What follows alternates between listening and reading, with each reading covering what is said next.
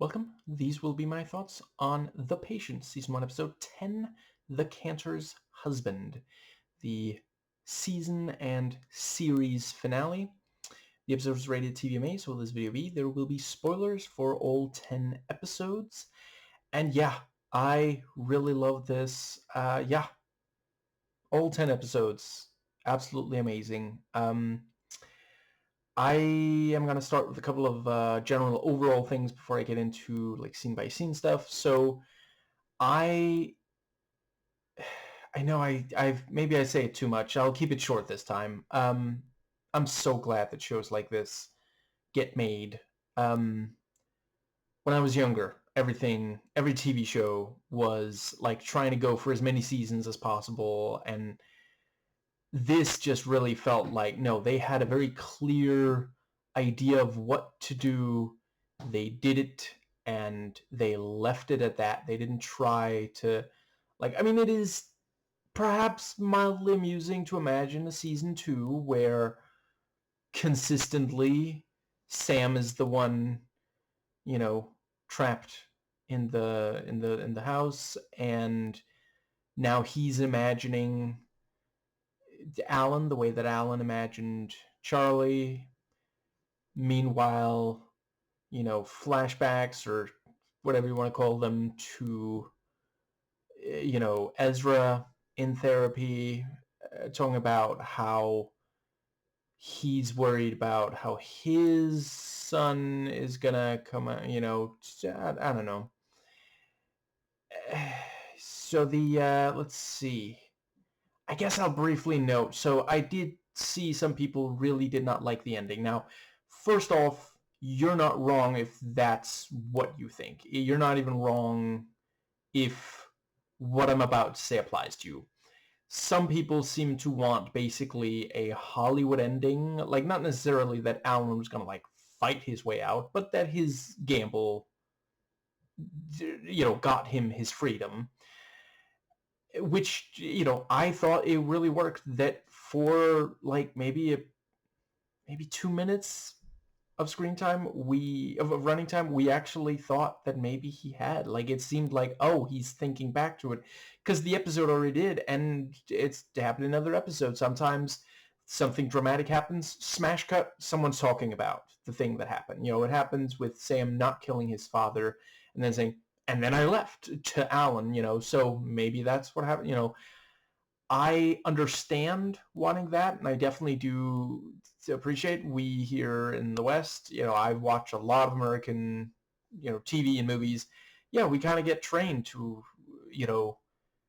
not just want, but kind of expect that, to the point where a lot of reviews that are negative, and not just of this, in general, like, a lot will just say, well, I didn't get the Hollywood ending, not in those exact words, but like, I really appreciate when media challenges that, and the yeah, in part it goes to, it is a very Jewish show in a number of ways. Um, I think, yeah. So before I dive further into that, one thing I wanted to make sure to say was, while I am not myself Jewish, I do base what I say about, Jewish culture on what I've read and heard from people who are Jewish and or are like experts, like have studied it professionally. And Free Palestine, I'm very much on the side of the Palestinians, and yeah, the genocide that is being carried out by the Israeli government, I hope is, you know, I hope they stop as soon as at all possible. But to be clear, I don't blame all Jewish people for the genocide. There are a number of them who are speaking out. I do, the problem, not all Jewish people agree with it, though, Zionists do. That's part of Zionism. which, yeah, I think that pretty well covers that. Yeah, so one of the things is it is part of Jewish culture that part of, let's see. Yes, part of Judaism, like the religion, the idea that bad things have happened, do happen, and will happen. We have to learn from it and process it and then acknowledge it. And yeah, like I said, a lot of white American media kind of just says, no, things, we're gonna, the cowboy's gonna come in and save the day. Might be at the last minute, but it'll happen. And I don't know. I mean, as much as it's, unpleasant to witness Alan die, I've grown very attached to him, much like the chain. What other ending would really have fit? I was experiencing very complex emotions during the couple minutes stretch that I mentioned where it seems like he escaped. Because, like, that's not, it doesn't go with the tone of the show. I think I may have said it in other videos on the show. Some part of me didn't think that he was ever gonna get out of there, and that's something that the show, very from very early on, very much did, like, yeah, have us think that was, because it seemed so impossible of a situation to escape, let alone all the allusions to the Holocaust, from which, statistically speaking, an extremely small number of Jewish people that were captured and where the process of killing them had begun. Yeah, very few actually made it out. I think it was the exact right way to end the show. As much as, like, yeah, I watch a lot of stuff that has Hollywood endings. I think it's yeah. I'm starting to repeat myself, so I'm gonna move on. Yeah, I think that might cover the overall. Let's see. I also think that I noticed some reviewers didn't think that bringing up the Holocaust, that they didn't feel that it really ultimately worked for the show. And to be clear, not all of them are like anti-Semitic or something. That's absolutely not what I'm suggesting.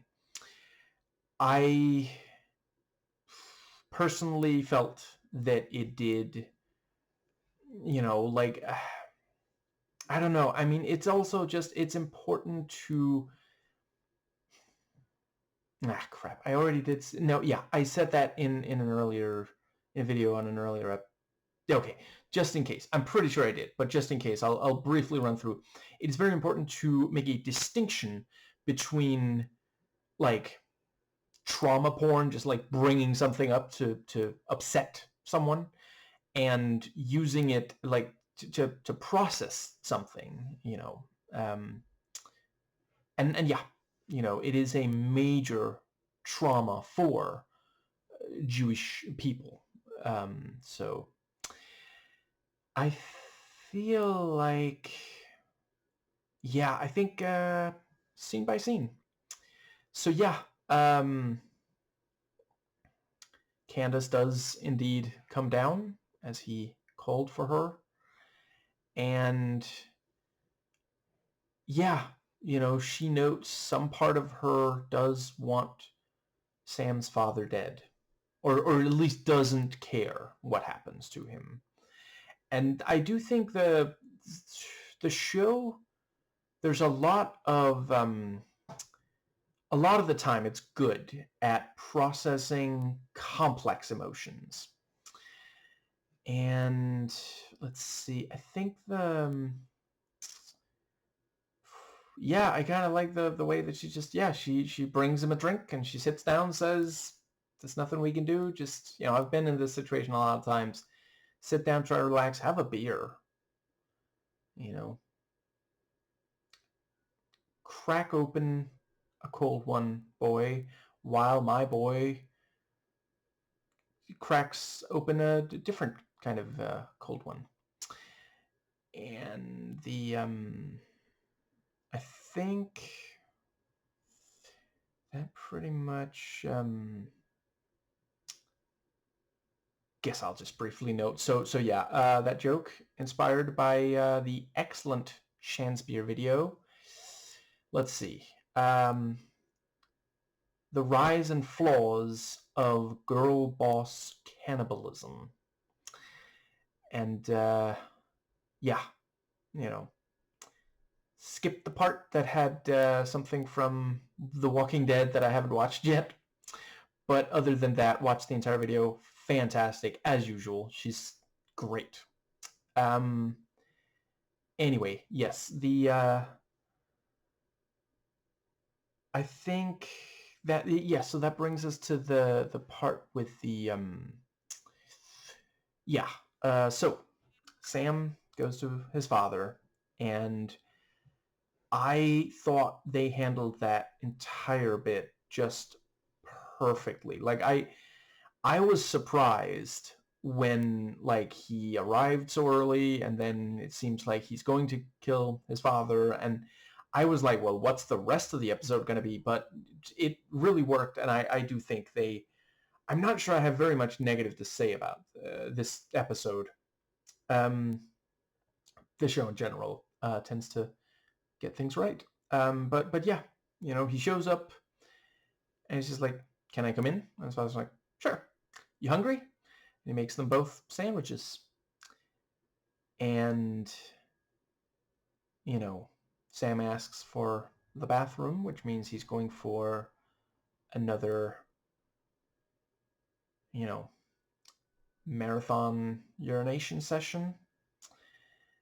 And Sam just comes right out and asks, he sits down and asks, "When I was a kid, why did you hit me all the time?" And I really thought they did a great job on his father. Like, I appreciate everyone who's a character on this show is an actual human being. Like, none of them are just like mustache twirling villains. I was wondering how they were going to play his father, but yeah, like he feels like someone, like it's that thing about the banality of evil. Like he feels like just someone, like the way he says, I don't know, you were a weird kid. You did things that I thought were wrong. Your mom was telling me it was my fault. Like on some level, there's a couple of things going on. Part of it is that the father thought that maybe he could, discipline him to be normal. Another thing is it's him taking out his frustration over being blamed for this. He feels like he's less of a man. It's his, yeah, male fragility is kicking in, and yeah, like he and and then Sam asks, "How did it make you feel when you hit me?" Which, like, that's like almost word for word what Alan asked him. And his father says, I don't know, bad, I guess. I'm sorry. He genuinely, like, he regrets it, and it is like, I really appreciate the way that there are, you know, yeah, several sets of parents, and the whole way through, there's not even one where they're just like, well, I know I was a perfect parent. And, the offspring also acknowledge, you know what, I made mistakes too, and that again, it feels, I'm not saying it's unique to Jewish culture, but it does feel very much that informed by that. It is, there's a lot of white American media where there would be a villain. I will acknowledge there is obviously, Sam is an antagonist for the show, but yeah, like it seemed, yeah. The let's see. I really appreciate that they don't have the. It would be so easy. Like, imagine, my God, this would have been a very different video. I would have been very negative the if he got to his father and the father was like basically just the biggest fucking piece of shit in the world, and Sam kills him and then is cured and lets Alan go. And, oh my God, I can just picture it. Like, it closes on like Sam smiling, and then he like gets on the phone and like, calls his ex and is like, hey, you wanna see a movie together or something? I just feel great. I wanna spend time with you or something. Like, oh my God. Ugh. And there's so many white American pieces of media that would have done exactly that, just, yeah. In some way, evil persists, but we fight it, and sometimes people can change, like Alan wasn't wrong. Sam had a breakthrough, possibly a breakdown. Oh my fucking Christ. Okay, in my defense, I very rarely reference fucking Batman Forever. Look, I watched that movie like fucking 100 times in a couple of months, if not shorter amount of time, when I was like a teenager. Anyway, yeah, there by the end, he acknowledges he needs to be restrained. And, yeah. Uh, and Sam saying, my therapist told me not to kill you. I just want there to be an outtake, where his father goes like, I agree with him. Give him a raise. That's not how that works. Whatever. Yeah. So he explains it, and yeah, Alan, and it's this thing of like, in a way, I really appreciate. I don't know if I've given that enough praise, but the way that it toys with how, like, yeah, a lot of what Alan says is good therapy, but occasionally it's like, does he mean that, or is that just him trying to get out of the situation? It's this thing, as a prisoner, like, obviously he's going to try, the one thing he can do is try to talk his way out of this situation. Yeah, I think yeah,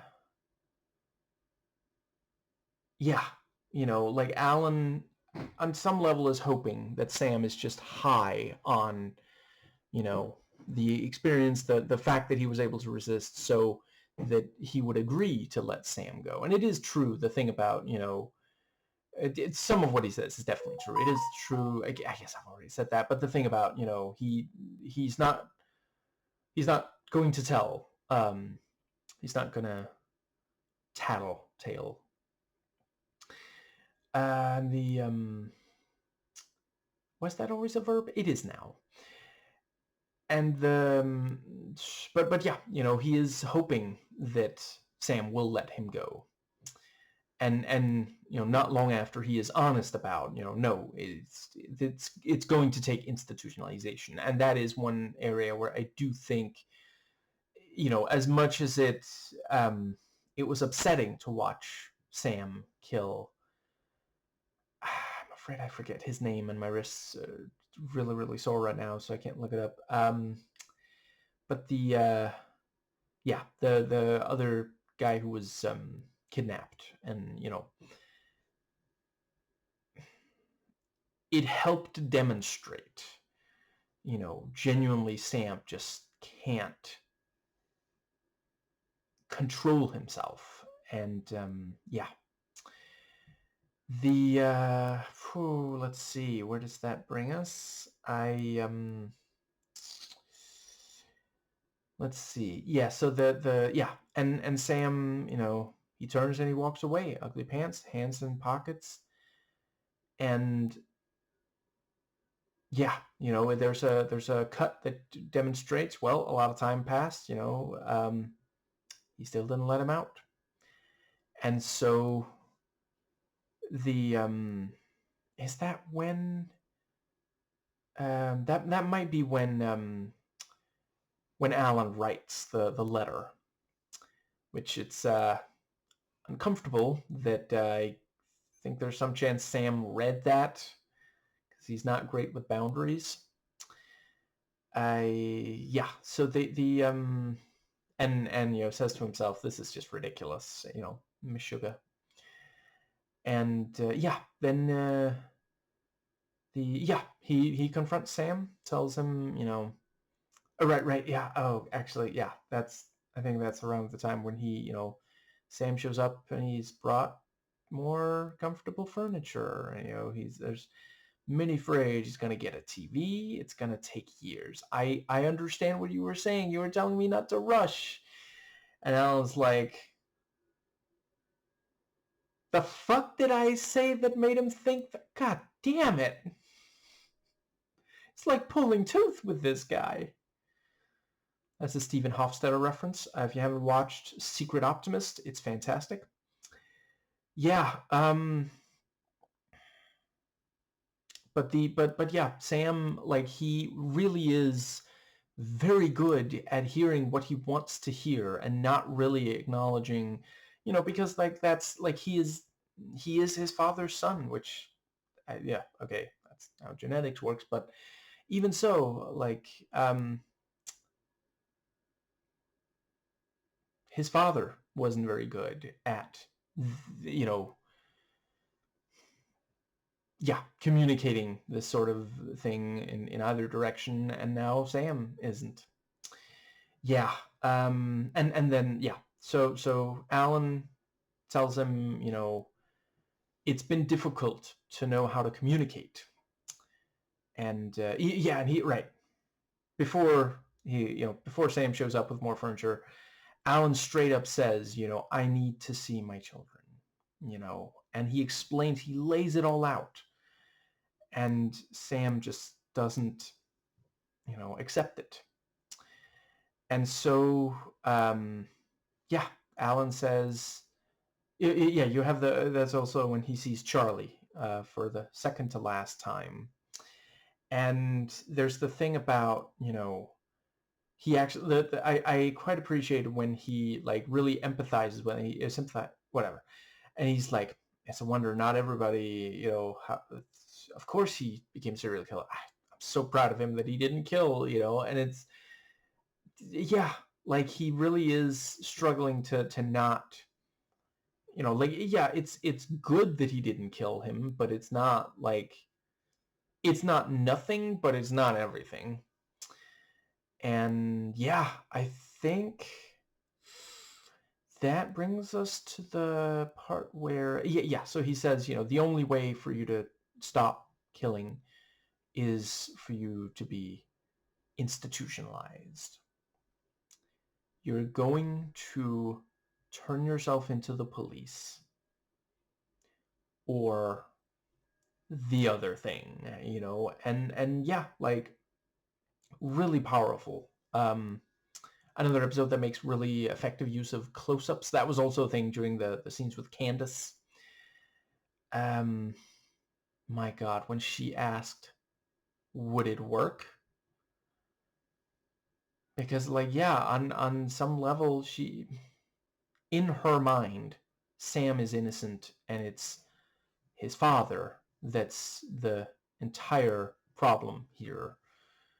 You know,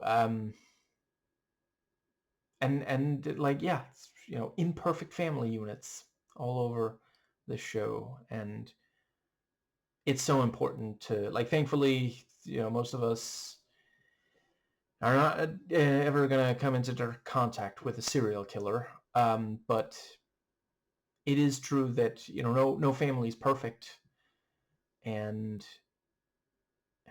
ideally, we're able to work out our issues with each other. I'm not saying that's always going to be possible, and don't beat yourself up over if you just can't. If there's someone in your family that just where it just does not work. Just if there is a chance, the situations where it is possible, it's really good too. But I do not blame anyone for going no contact with family members that they just cannot. Yeah. I'm extremely lucky. I myself, there's been some conflict, obviously, but there's no one in my family where I'm just like, I cannot have anything to do with, so now I think that covers the, let's see. Yeah, that gets us to, so yeah, and Sam refuses, and by the end of the episode, he's made his choice. And I did think it worked well the way that, yeah, he goes out, he parks very close to the police station, and he's clearly considering it, but he still comes right back home. And yeah. And so the Alan, yeah, he said to Charlie, I'm not gonna stay here for 10 fucking years. And it is like it's the culmination of this whole thing of, it was brought up fairly early in the show. What would Alan do as a Jewish person who is trapped by someone who might kill him, who's played by the person who played the Star Wars, sequel trilogy equivalent to Hitler. Yeah. Hitler himself also did not kill his father. He killed a lot of other people instead. And I think I probably talked too much already in one of the other videos on an episode of the show about that whole thing. Anyway, I think that might bring us to the part where,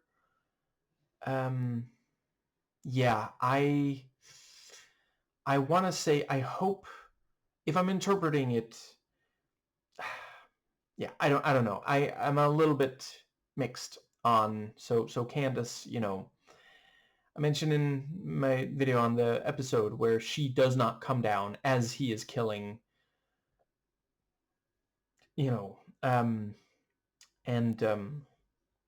yeah, so in this episode, Alan says, this is going to be hard for you to hear, but you did not protect your son, and he does acknowledge that it's, there is a, it's complicated, and I think he says something like, you didn't know what to do, and yeah, I appreciate, it is important when someone has made a mistake for them to be able to acknowledge it and grow from it, maybe help others avoid making the same mistake.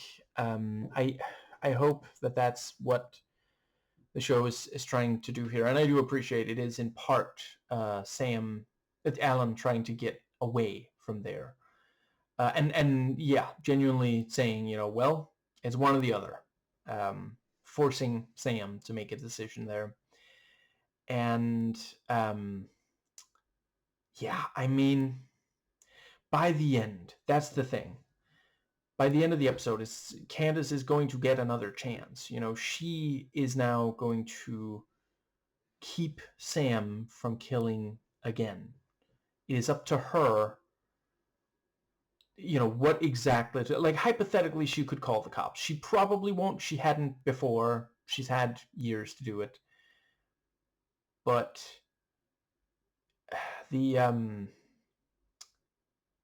I did wonder if they were gonna like have the therapist counselor maybe go there and hopefully keep him from wondering too much about why there's a chain around. But yeah, I don't know. And it is also, it's up in the air whether or not Sam would learn from this, or if this is just his life from now on, if his mom is gonna keep feeding him until, at some point she's gonna die of old age or something, and then I guess he starves to death if he hadn't become better by then. And that's, I'm not going to judge on whether pass judgment on whether it's like fair or not. Like in real life, I believe in restorative justice, not retributive. There are people where it is necessary to take action to keep them from hurting someone, and I do think like there is some chance. He's never been chained before. His heart was always unchained, but it's yeah, it's not impossible that he's going to make huge strides and maybe eventually get to a place where he doesn't even want to hurt anyone. And I do appreciate it being left unclear, and like we also don't know if Ezra is going to fully process. It's a lot to lose. Yeah. Um, but yeah, Alan, you know, he knows that he's going to make Candace cry by, you know, yeah, talking about how she didn't protect Sam. And yeah, the sharpened tooth, not the tube, the foot cream tube, edge. Yeah, he starts to draw blood and tells Sam to call 911. And I quite appreciate the detail that Sam gets really upset when Alan interrupts him. On some level, he is like a child throwing a temper tantrum. Like, you really think the fact that you got interrupted is the biggest thing going on right in this particular situation, And yeah, he draws blood, and then, we get the tinnitus thing, and yeah, Alan's wife in the gas chamber, and we hear the distorted singing, and then it seems like he's back, and he's with his family. And I do appreciate when occasionally the show will show us something sweet and warm and such. Just tends to also have, you take the good with the bad. That's another part of Jewish culture. I do really think it's great that like he does come to terms with it, because suddenly he sees Charlie there, which was a great way to clue us in.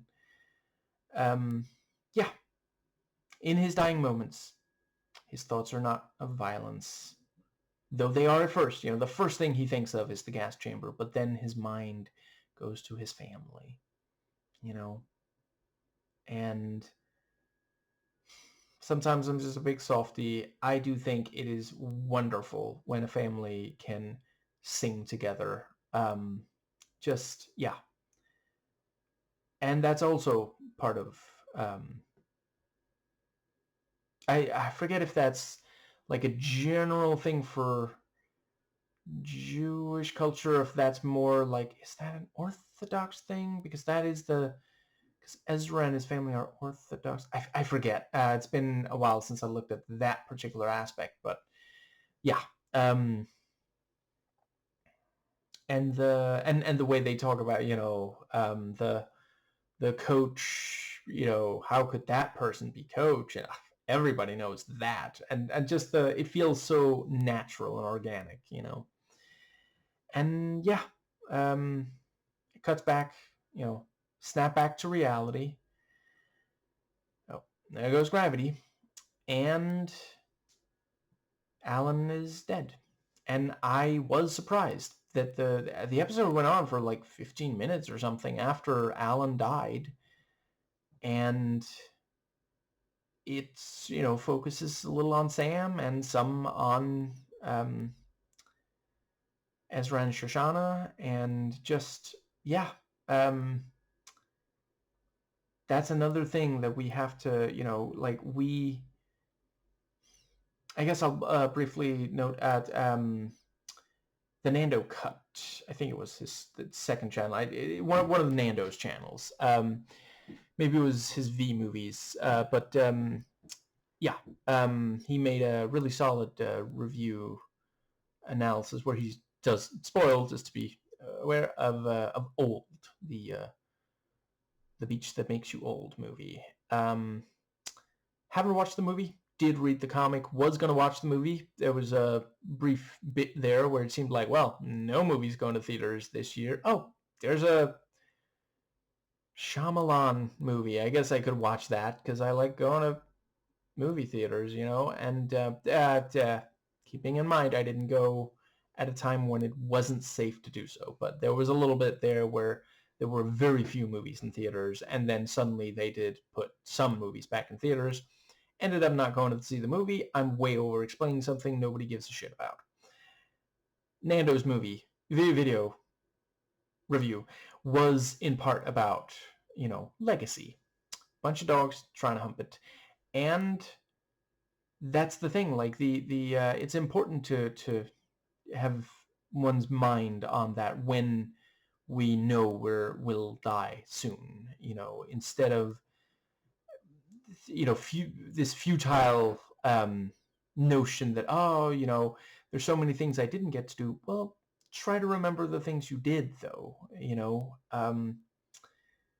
Yeah, we'll all lose someone at some point or another, and if you are able to, it can mean a lot to the person that's passing if you're able to get them to, help them with perspective, and yeah, I thought it worked well that Candace, after Alan's death, murder, after Sam murders Alan, Candace sort of disappears until Sam calls her back down there, and still talking to her like he's still a child. Mom, can you come down here? And yeah, I think I did think it worked, the thing about how Sam was going to bury Alan in the hole where he was originally going to bury the other guy, and then, Alan convinced him otherwise, and then he finds the letter and, includes a letter and notes, you can find his body at this particular spot. So, you know, and the way that he just bluntly notes, I know how important it is to you Jewish people to know where a body is, and just the way he says, he helped me a lot, just thanks, Mr. Serial Killer. I'll put it in the eulogy. And Alan helped a great many people, including the man who would eventually kill him. And yeah, I think I did. Maybe it's Meshuggah. I really liked the letter, and yeah, the fact that he does And I do think that is a crucial thing. I think that's much more important than a Hollywood ending, which again wouldn't have worked for this anyway. As the last thing he's able to do that Ezra becomes directly aware of, he writes a lot of what you said was you were right. I was wrong, and I apologize, and I shouldn't have acted like it was your mother's fault, and these things, just because these are difficult things to deal with, and it's something we all have to, it's worth the effort to work, to process, so that you can really, like, it means so much, that I've heard from so many people who wished that they had been able to, sometimes it was, they struggled to reconcile. Sometimes it was the parents, but yeah, their parents died before they were able to reconcile their differences, and it really hurt them. And yeah, I think that might just about cover. Yeah. Um, I thought it worked the way that, Sam, we got a little bit of voiceover for him, and then he imagines Alan, and Alan does say what Alan would have said, same as Charlie did for Alan. And that, again, is part of Jewish culture, this thing of, you know, um, keeping in mind those who have passed and honoring their memory. And yeah, think that does cover. It was really heartbreaking watching Shoshana break down, reading the letter. Um, and it's obviously a fairly simple, easy to deal with thing, but I appreciated the device that the two letters were read by their respective actors. So Sam's neutral, tone, and then Alan. And the way that it edited to where, for a chunk of it, we're seeing Shoshana, and then we see Shoshana and Ezra, as Ezra is the one reading it. And yeah, just it's I thought they did a good job on having an ending where I don't know what else could have been the ending, but it didn't feel like I was just waiting for forever for them to get to it. But like, yeah, if I had to guess what the show was going to end with, I could probably, about 3 episodes in, have guessed at least a chunk of the ending here. But I wasn't thinking about that. Part of it was I was hoping that he would escape, and part of it was that I was focused on the people involved. The show did such a great job on that. There's a lot of shows that need to do better, need to have done better. A lot of them are over, on making us feel for the characters. Yeah, I think that does cover. Yeah. Um, I like the brief therapy session there at the end. Did you know him? Not personally, no. I was aware of his work, professionally. I read his book. I've never read it. I don't even own a copy, but I have a feeling I'm gonna inherit about 3 boxes of them, and it's just this little thing, like, yeah, because,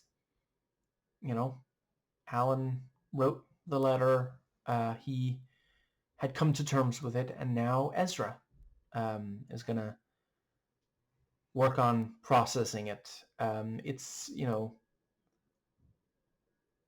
it doesn't end on Alan's death. It ends on people dealing with it emotionally, what comes after. Life goes on. It's a cliche, but it's true. And yeah, I really felt like it worked. Um, I think that pretty much covers, yeah. Um, Spoiler-free review, I'm thinking couple of days from now, if all goes well. Um, I've learned better than to give an exact date, because it'll just, something will end up getting in the way of it, but soon. And yeah, let's see. I guess let's see. Yeah. So immediately after Sam kills Alan, which I also appreciate, Candace isn't like, oh, thank you, Sam, thank you so much, because like she was being cut. Like one could understand, and a lot of people think that is, and I'm not saying it never happens, but a lot of the time, what we react to is there's violence happening, even if it's violence that is protecting us. Like yeah, our brains process that as potential threat of in many cases at least. Yes, but yeah. So immediately after Sam killed Alan,